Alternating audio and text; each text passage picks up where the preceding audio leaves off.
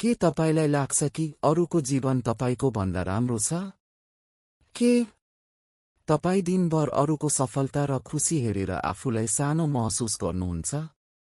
यदि हो भने आजको यो कथा तपाईको लागि हो। यो सानो कथाले तपाईको जीवनलाई हेर्ने दृष्टिकोण नै बदलिदिनेछ। एउटा जङ्गलमा एउटा काग बस्थ्यो। ऊ आफ्नो जीवनमा निकै खुशी र सन्तुष्ट थियो। तर एक दिन उसले एउटा सेतो हंसलाई देख्यो। कागले सोच्यो, म कति कालो र कुरूप छु, तर यो हंस कति सफा र सुन्दर छ। पक्कै पनि यो संसारकै सबैभन्दा खुसी चरा होला। कागले आफ्नो मनको कुरा हंसलाई भन्यो। हंसले जवाफ दियो, मलाई पनि पहिले त्यस्तै लाग्थ्यो।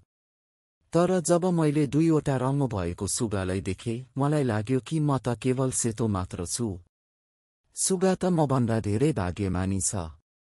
काग सुगा कहाँ पुग्यो। सुगाले भन्यो, काग भाइ, म त सधैँ डराउँछु कि कसैले मलाई समातेर पिञ्जरामा थुन्ला।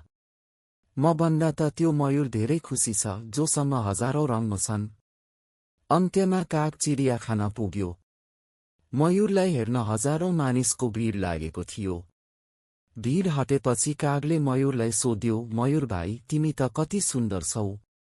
तिमी त संसारको सबैभन्दा खुसी प्राणी हौला है। मयूरले निकै गहिरो सुस्केर हाल्दै भन्यो, काग भाइ, मेरो यही सुन्दरता मेरो लागि एउटा ठूलो जेल बन्यो। मानिसहरूले मेरो सुन्दरताकै कारण मलाई यो पिञ्जरामा थुनेका छन्। मैले यो चिडियाखानाका सबै चराहरूलाई हेरेँ, तर कागलाई कतै पिञ्जरामा देखिन। आज म भगवानसँग प्रार्थना गर्छु कि काश म मयूर होइन, तिमी जस्तै स्वतन्त्र काग हुन पाएको भए। साथीहरू, हाम्रो जीवनको समस्या पनि यही हो।